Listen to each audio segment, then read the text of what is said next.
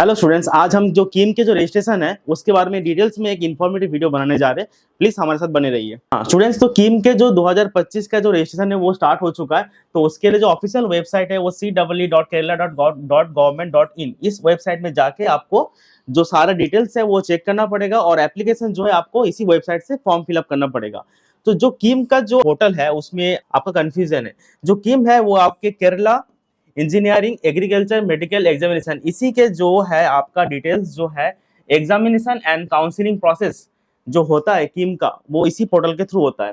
कीम के जो एग्जामिनेशन है वो दो पार्ट में डिवाइड होता है। पहला आपका होता है एंट्रेंस एग्जामिनेशन, जो एंट्रेंस टेस्ट होता है, और सेकंड होता है आपका कीम का जो काउंसलिंग प्रोसेस होता है। जो पहला पॉइंट हमारा है वो है आपका कीम्स का जो एंट्रेंस टेस्ट होता है। ये उन बच्चों के लिए जो कि इंजीनियरिंग और फार्मेसी के लिए होता है। उसमें टेस्ट में क्या होता है, आपका फिजिक्स होता है, केमिस्ट्री होता है और मैथ्स होता है। ये होता है आपका इंजीनियरिंग के टेस्ट होता है। और सेकेंड होता है आपका केमिस्ट्री और फिजिक्स। ये किन बच्चों के लिए, जो कि आपका जो फार्मेसी है उनके लिए है। ये दो भाग में आपका कीम का टेस्ट होता है। सेकेंड आता है आपका कीम का काउंसलिंग प्रोसेस। ठीक है, कीम के काउंसलिंग प्रोसेस में दो चीज होता है आपका। फर्स्ट तो होता है आपका जो ये यूजी इंजीनियरिंग कोर्स और फार्मेसी के जब टेस्ट होने के बाद आपका एक पार्ट होता है। सेकेंड पार्ट होता है, क्या होता है, जो कि नीट के जो एग्जाम, जो नीट के जो बच्चे होते हैं, जो वो एग्जाम देने के बाद आपका आता है। नीट के एग्जाम देने के बाद आपका क्या होता है, एमबीबीएस और वेटनरी, ये जो दो कोर्सेज होता है, और फिशरी भी एक कोर्स होता है। तो ऐसे बहुत सारे कोर्स होता है जो उसके बाद होता है। यहाँ पे जो इस पोर्टल में क्या होता है आपका, बच्चे ये ध्यान से समझिएगा, इस पोर्टल में दो चीज होता है आपका। एक होता है आपका एग्जाम और एक होता है आपका काउंसलिंग पार्ट। जो फार्मेसी और इंजीनियरिंग के लिए ओनली आपका एग्जाम देके आपको काउंसलिंग करना पड़ेगा, बट जो एमबीबीएस जो मेडिकल कोर्सेज के लिए है उनके लिए आपको एग्जाम देना नहीं पड़ेगा। आपको सिर्फ आपका नीट का एग्जाम देना पड़ेगा। आप पहले से यहाँ पे जो है पूरा काउंसलिंग फॉर्म फिलअप कर रखिएगा। जैसे आपका स्कोर आता है वो आपको यहाँ पे लॉग इन करके आपका काउंसलिंग प्रोसेस स्टार्ट हो जाता है। यहाँ पे जो कीम का जो एप्लीकेशन डेट है वो 25 से स्टार्ट हो चुका है। लास्ट डेट इसका 10 मार्च 5 बजे तक है। लेकिन बच्चे देखिए, डॉक्यूमेंट्स जो अपलोड का डेडलाइन है वो 15 मार्च तक है। वेबसाइट आपको वही केरला वाला है। डॉक्यूमेंट मिनिमम आपका जो photo, signature, date of birth, Aadhaar card, ये सब आपको जरूरत है। जैसे कि जो बच्चे इंजीनियरिंग के लिए है और बी फार्म के लिए है जो, तो उनके लिए जो जनरल के लिए 875 रुपीज का आपका जो एप्लीकेशन फॉर्म है, और एससी के लिए 375 है। ठीक है, और इंजीनियरिंग और बी फार्म के लिए जो सिर्फ 1/1 के लिए, उनके लिए जो दोनों के लिए है वो 1125 उसका एप्लीकेशन चार्ज है। और जैसे मान लीजिए जो ये बच्चे हैं, जैसे मेडिकल के जो बच्चे हैं, ठीक है, मेडिकल के जो बच्चे हैं उनके लिए ये चार्जेस है। वो लोग सिर्फ यहाँ पे काउंसलिंग का सपोर्ट लेंगे, ये लोग यहाँ पे एग्जाम नहीं देंगे। बच्चे, मैं एक चीज बार बार आपको बोल रहा हूँ, जो बच्चे एमबीबीएस के लिए है, आपका बीडीएस के लिए है, उनके लिए आपको एग्जाम देना नहीं पड़ेगा। उनके लिए आपका सिर्फ एक ही एग्जाम है आपका, वो है नीट यूजी 2025। ये आपको एग्जाम देना पड़ेगा। इस एग्जाम के बाद आपका जो स्कोर आएगा, जो रैंक कार्ड आएगा, वो सिर्फ आपको यहाँ पे लाके आपको काउंसलिंग करना पड़ेगा। लेकिन ध्यान रखिएगा, जो ये पोर्टल है आपको अभी से लॉगिन करना पड़ेगा, क्योंकि केरला का ये मैंडेटरी है कि आपको यहाँ पे आपका लॉगिन एड्रेस जनरेट करके आपका यहाँ पे पोर्टल होना चाहिए। क्योंकि इसके बाद अगर डेडलाइन के बाद आप आते हो तो अगर भले ही आपका नंबर अच्छा हो, लेकिन आपको एडमिशन नहीं मिलेगा, क्योंकि आपने उस टाइम पे यहाँ पे अपना लॉगिन नहीं करा, अपना एप्लीकेशन फॉर्म नहीं फिल करा है। ठीक है, तो बच्चे इसमें बहुत ध्यान रखिएगा इस बात को। आपका जो है लास्ट डेट आपका 10 मार्च है, और आपका जो डॉक्यूमेंट डेडलाइन है वो 15 मार्च है। ठीक है बच्चे, तो बच्चे जो पिछले जो हमने वेबसाइट बोला था, उस वेबसाइट पे जाके आप लॉगिन करेंगे तो आपको पहले यहाँ पे एक काम करना होगा। आपका पहला पॉइंट होता है आपका रजिस्टर। ठीक है, जैसे ही आप रजिस्टर करने के बाद आप एक काम करते हैं, यहाँ पे लॉगिन करते हैं। ठीक है, लॉगिन करने के बाद आपके सामने इस तरीके का एक पोर्टल ओपन होके आएगा। तो उसमें आपका जो रजिस्ट्रेशन पार्ट है उसमें आपका कंप्लीट हो चुका है। नेक्स्ट आपका होता है फिल एप्लीकेशन फॉर्म।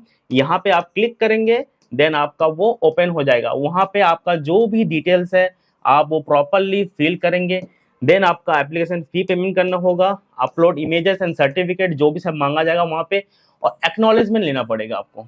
ठीक है, अब जो बच्चे इंजीनियरिंग दे रहे हैं, ठीक है, उनके लिए जैसे आप फॉर्म फिलअप करते हैं, एग्जाम के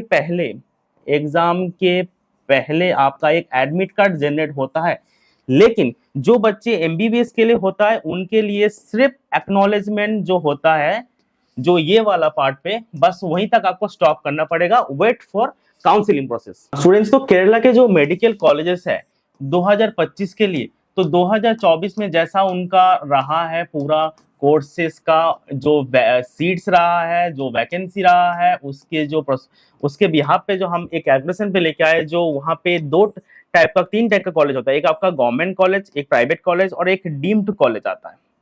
डीम्ड में आपका एक ही कॉलेज आता है और उसमें आपका सिर्फ 150 सीट होता है, ठीक है। और जो गवर्नमेंट कॉलेज होता है वो 12 कॉलेज है और प्राइवेट कॉलेज 20 है। अब बच्चे ये ध्यान रखना, केरला में जो है आपका प्राइवेट कॉलेज ज्यादा है कंपेयर करेंगे गवर्नमेंट के साथ। अब जो गवर्नमेंट कॉलेज में जो 12 कॉलेज है उसमें आपका सीट जो है 1755 और प्राइवेट कॉलेज में जो सीट है वो 2850 सीट है आपका। जो जो आपके गवर्नमेंट कॉलेज होता है इसमें दो कोटा होता है, एक होता है आपका केरला स्टूडेंट के लिए, एक होता है आपका ऑल इंडिया कोटा के लिए। जो स्टेट कोटा होता है जो सिर्फ ओनली फॉर आपके स्टेट के बच्चों के लिए, और ये 15% होता है आपका जो कि ऑल इंडिया कोटा के लिए। इट मीन्स हम बच्चे ये समझिएगा कि 1755 में अगर आप 80% देखेंगे तो हो गया ये स्टेट बच्चों के लिए ओनली, जो कि केरला के हैं। और जो अगर वही चीज अगर हम देखेंगे अगर 15% के हिसाब से जो निकलेगा आपका वो ऑल इंडिया कोटा के लिए, ठीक है बच्चे, ये चीज है। नेक्स्ट हम आते हैं आपका प्राइवेट कॉलेज में, ठीक है। प्राइवेट कॉलेज में आते हैं। प्राइवेट कॉलेज में आपका जो 2850 सीट है इसमें आपका 3 पार्ट है, एक केरला स्टूडेंट के लिए, एक अदर बच्चों के लिए और एक एनआरआई कोटा के लिए। जो केरला के जो खुद के जो बच्चे हैं उनके लिए 70% सीट है, ठीक है। और अदर जो बच्चे हैं जो अदर स्टेट के होते हैं उनके आता है 15% सीट और NRI quota as well as, ठीक है। जो केरला के जो बच्चे होते हैं उनके फीस आप लगभग जो स्टेट में जो ये 70% होता है उनका फीस 7 लाख पर एनम होता है। आपका जो एनआरआई कोटा और मैनेजमेंट कोटा का फीस जो होता है आपका अराउंड 15 से लेके 20 लाख पर एनम होता है। तो स्टूडेंट्स, इस वीडियो में हमने क्या समझा, जो कीम का जो आपका एग्जाम होगा उसमें 2 आपका डिवाइड होगा, एक होगा आपका इंजीनियरिंग एंड फार्मेसी और आपका एक होता है एमबीबीएस बीडीएस पार्ट, ठीक है, मेनली। तो इसमें आपको पहला क्या होगा कि आपको एग्जाम देना होगा, देन आपको काउंसलिंग के थ्रू आपको एडमिशन मिलेंगे और इसमें आपको सिर्फ और सिर्फ रजिस्ट्रेशन करके रखना होगा।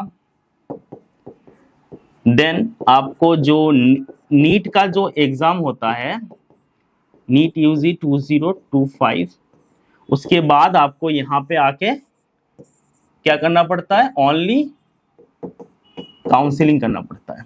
आपको सीट अलॉट होता है, चाहे वो मैनेजमेंट कोटा हो, आपका जो एनआरआई कोटा हो, उसके थ्रू आपको एडमिशन लेना पड़ता है।